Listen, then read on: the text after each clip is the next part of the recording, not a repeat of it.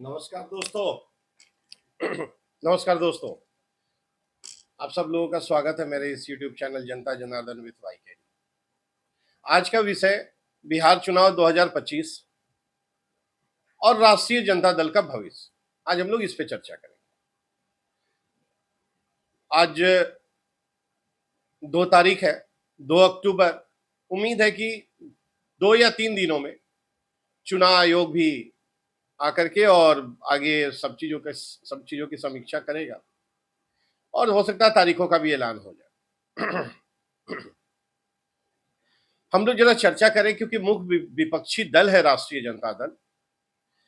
इस चुनाव में कहां दिख रही है और कितनी ताकत से वो लड़ने की तैयारी कर रही है। तो आप सोचेंगे कि भाई राष्ट्रीय जनता दल तो बड़ा अच्छा मेहनत कर रहा है, रैली वगैरह निकाला है, अब वोट अधिकार यात्रा के माध्यम से सभी जगह वो घूम रहे हैं। मीडिया में गायब है वो अलग बात है, लेकिन बाकी सब जगह गांव गांव घूम रहे हैं। ठीक बात, लेकिन सब कुछ तो लोगों को बताने का ही खेल है। लोग इस इंतजार में रहते हैं कि मेरा नेता क्या कर रहे हैं, समाज के लिए क्या सोच रहे हैं, उनका विजन क्या है। तब कैडर में भी जोश आता है। तो अभी जो हालात दिख रहा है कि महागठबंधन, जिसका मुख्य विपक्षी दल जो है, और उसमें राष्ट्रीय जनता दल चूंकि सबसे ज्यादा विधानसभा सीट है उनके पास, और वो चीफ मिनिस्टर को लेकर के प्रोजेक्शन और बाकी चीजों को कांग्रेस और ये सब लोग के बीच में फाइट है। कांग्रेस क्लियर नहीं कर रही है, वो कह रही है कि नहीं, इस बार हम लोग बिहार में एक नए प्लानिंग के तहत चुनाव में जाएं और हम लोग चुनाव के बाद घोषणा करें। ये बहुत अच्छी बात है। हमेशा कुछ ना कुछ बदलाव होते रहना चाहिए, क्योंकि हो सकता है कि इसके पहले जितना चुनाव लड़ा गया है उसमें तो तेजस्वी यादव को प्रोजेक्ट किया ही गया था। हो सकता है कि ग्रह गोचर सपोर्ट नहीं करता हो, कांग्रेस वाले दिखवाए हो, तो इनका सलाह था कि भाई हम लोग चुनाव बाद। ठीक, आप याद कीजिए, थोड़ा सा पीछे चलते हैं हम लोग, जब मुलायम सिंह यादव, अखिलेश यादव, याद है वो पारिवारिक कलह कलेश हुआ था 2017 चुनाव से पहले, और आपसी कलह कलेश में उनके चाचा अलग पार्टी बना लिए। अखिलेश यादव एकदम बगावत करके बिल्कुल क्लियर कट कि नहीं, ये पार्टी मेरी है, हम ही इस पे फ्रंट पे रहेंगे। और चूंकि पिताजी उनके उस अवस्था में नहीं थे कि कुछ डिसीजन ले पाए, नतीजा ये रहा, अखिलेश यादव चुनाव हार गए। लेकिन उनको ये मन में संतोष रहा कि धीरे धीरे अब सब लोग एक्सेप्ट कर लेंगे कि हाँ, नेता अखिलेश यादव है। और हुआ भी वही, जो चाचा अलग पार्टी बना करके गए थे वो वापिस से उनके साथ आ गए। नतीजा भी अच्छा देखने को मिला इस बार लोकसभा के चुनाव में। हमको नहीं याद है कि उसके पहले कभी इनको 35-36 सीट मिला हो लोकसभा में। अच्छे नंबरों के साथ जीते। अब इसी चीज को अब बिहार के परिप्रेक्ष्य में देखिए, हो क्या रहा है लालू यादव के परिवार में, राष्ट्रीय जनता दल में हो क्या रहा है। तो आप पाएंगे कि आज राष्ट्रीय जनता दल वहीं खड़ा है। तेजस्वी यादव अभी मात्र 36-37 साल का वो लड़का, बहुत लंबा फ्यूचर है, बहुत लंबा सफर तय करना है। अखिलेश यादव भी ठीक है, हमको लग रहा है कि वो इनसे बड़े हैं, 45 के आसपास के होंगे, लेकिन उनका भी फ्यूचर बहुत अभी लंबा है, अभी बहुत स्कोप है। आज नहीं तो कल कभी ना कभी चीफ मिनिस्टर बनेंगे। कहीं ऐसा तो नहीं है कि इस बार कांग्रेस राष्ट्रीय जनता दल का जो कॉन्फ्लिक्ट है, कांग्रेस ये दिखाने में लगी हुई है कि हम 70+ सीट पे लड़ेंगे, और राष्ट्रीय जनता दल अंदर से ही डिसाइड किया कि ना, इनका कहते देव 40 से 45, 50 से कम सीट देव। लड़े के बाद लड़ा ना था, अपन रास्ता देखा। तो खैर, अभी प्रेशर चल रहा है, प्रेशर पॉलिटिक्स चल रहा है, और उसी के लिए कांग्रेस भी वोट चोर गद्दी छोड़ सासाराम से यात्रा निकाली, ताकि तेजस्वी यादव को बता सके कि देखो मेरा कितना जनाधार है, कितने लोग हैं। कोई लोग वोग नहीं है कांग्रेस के साथ। वो साला पतला पतला गली रोड से निकालता था अपना यात्रा, और उसके चलते जाम लगता था, भीड़ लग जाता था। और राहुल गांधी गोरा चिट्टा आदमी, वैसे भी बिहार में हीरो हीरोइन को देखने के लिए ऐसी भीड़ लग जाता है।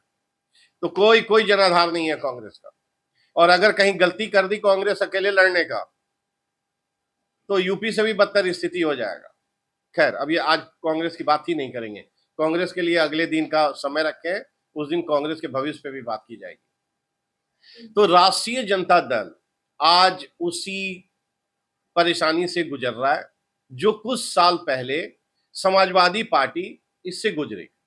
तो कहीं ना कहीं तेजस्वी यादव के आसपास के लोग जो हैं बताने वाले, वो ये समझाने में लगे हैं कि तुम सुनो ना यार, ये चुनाव हार भी जाओगे ना तो चिंता मत करो, तुम्हारा फ्यूचर लंबा है, तुम कम से कम एक किनारे तो बैठोगे, तुम्हारी बीवी भी बहुत समझदार है, अभी बच्चा हो गया, उसका फ्यूचर है, तुम कब तक ऐसे चलोगे, और बाद में जब तुम्हारा ताकत बढ़ेगा सब तुम्हारे पीछे खड़े हो जाएंगे। और वो एग्जाम्पल देते होंगे तो समाजवादी पार्टी का। तो कहीं ना कहीं अभी जो अंदर से खबर आ रही है कि तेजस्वी यादव भी बहुत कुछ इस मूड में नहीं है कि ये चुनाव जीता जाए और कांग्रेस के आगे हाथ पैर जोड़ा जाए। तुमको लड़ना लड़ो, नहीं लड़ना मत लड़ो। हो सकता है कि लास्ट मोमेंट पे पीके के साथ वो टाई अप कर ले और ओवैसी जैसे लोगों को छोड़ दे, क्योंकि मालूम है कि ओवैसी का जो भी पार्टी जीतेगा वो कल को उनके पास मजबूरी है किसी को समर्थन देगा, बीजेपी और एनडीए को जाएगा नहीं, तो उसको भाव ही नहीं दे रहा। लेकिन वो भी एक बड़ा मजेदार खेल है। वो चूंकि बिहार चुनाव पे समीक्षा आगे हम लोग जारी रखेंगे और वीडियो बनाएंगे, तो उसमें इस बीच बीच में इस पे चर्चा करते रहेंगे कि कैसे मजेदार खेल है। आज हम लोग फोकस कर रहे हैं केवल ये पारिवारिक कला पे। तो कहीं ना कहीं तेजस्वी यादव के मन में ये बैठा दिया गया है कि आप अखिलेश यादव के रास्ते पे चलें, और एक वक्त आएगा कि आपका ताकत बढ़ेगा, और ताकत बढ़ेगा तो सारे लोग आके खड़े हो जाएंगे। इसी वजह से आप देखिएगा, एक समय लग रहा था जब तेजस्वी यादव को पार्टी से निकाला गया था, तो उस समय कुछ समीक्षकों को सुना गया, उनके मतलब उस वो बोलते थे टीवी पे भी और यूट्यूब पे भी आकर के, नहीं नहीं चुनाव से पहले हो सकता है कि उनको दे दिया जाए टिकट, उनको मिला लिया जाए और फिर वो सारे पार्टियां सारे परिवार एक हो जाएंगे। लेकिन आज इस मुकाम पे आने के बाद ये समझ में आने लगा है कि तेजस्वी यादव के मन में बैठ चुका है कि नहीं, अब हमको अपना अलग राह चुनना होगा, और जिसको आना होगा भविष्य में आएगा। क्योंकि इनके पिताजी जो कैडर खड़ा किए, पिताजी चूंकि इनके साथ है, समाज में मैसेज ये जा रहा है कि भाई लालू यादव तो तेजस्वी के साथ है, लेकिन हकीकत मानिए लालू यादव की स्थिति और मानसिक परिस्थिति ऐसी होगी कि उनको पता ही नहीं चल रहा होगा कि हो क्या रहा है। वो तो कभी कभी कहते होंगे कि ये भगवान मुझे दिख क्यों नहीं रहा है, मुझे अंधा क्यों बना दिया। उनको दिख ही नहीं रहा होगा कि तेजू भी अलग पार्टी बना चुके हैं, उनकी बहन रोहिणी जो है अलग बगावत की हुई है।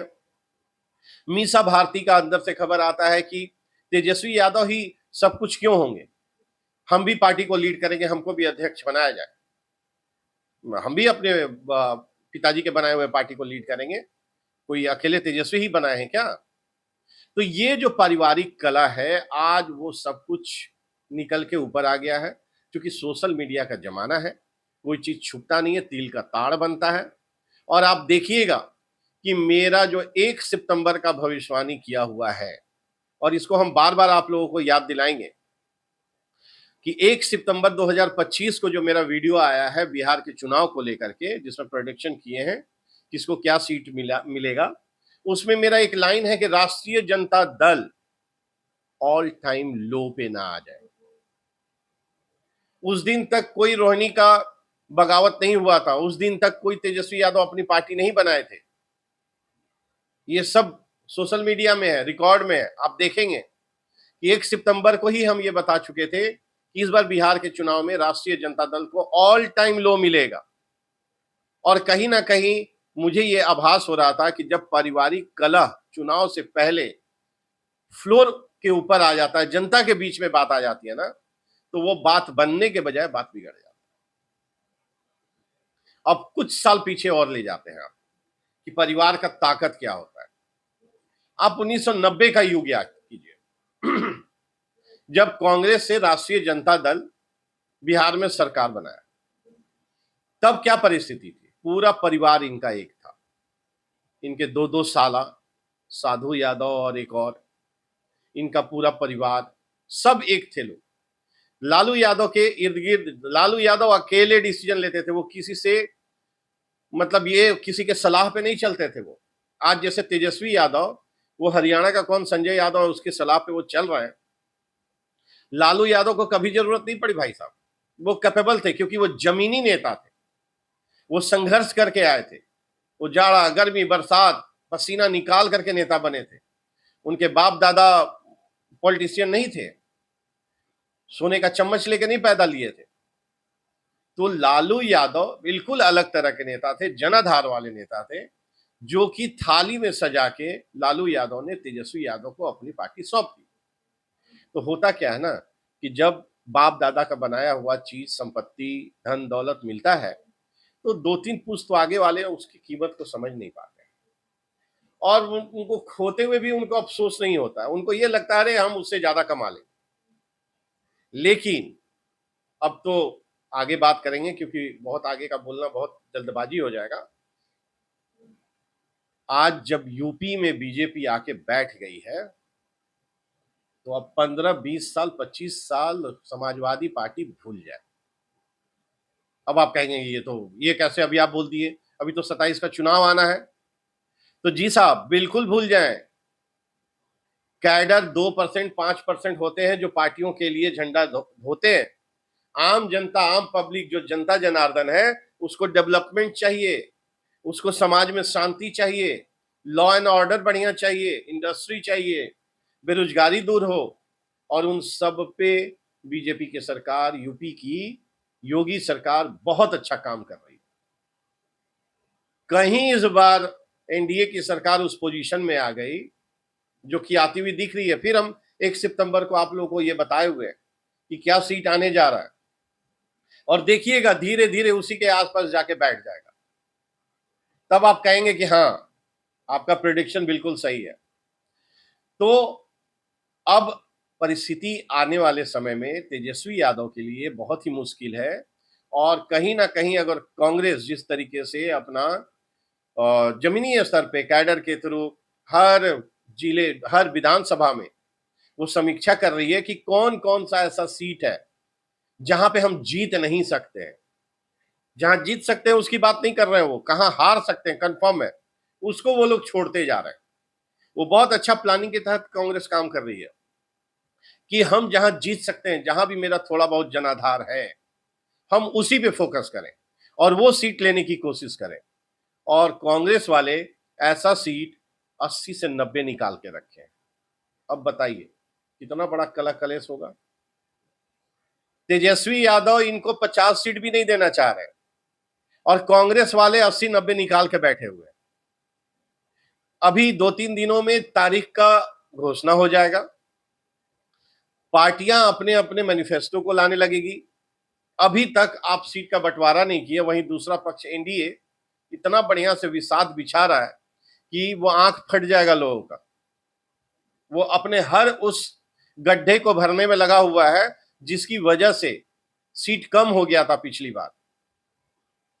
तो तेजस्वी यादव के लिए ये चुनाव कोई परीक्षा वाला चुनाव नहीं है।